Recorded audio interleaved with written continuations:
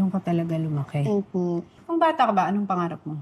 Nung super bata pa ako, since yung house namin sa pinakailalim, ginawa naming church, parang Vineyard of Jesus Christ. Ang dami ko nakikitang pastor, pastora, tapos ang sasaya, nagka-clap pa. Sabi ko sa mom ko, "Ma, paglaki ko gusto ko maging pastora."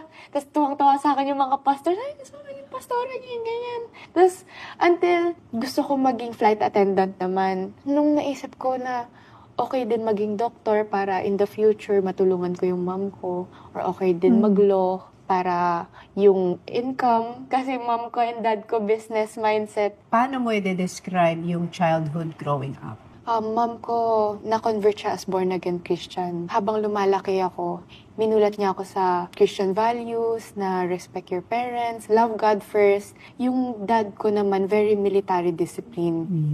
Nung pumunta ka sa States, nasaan ang mami mo?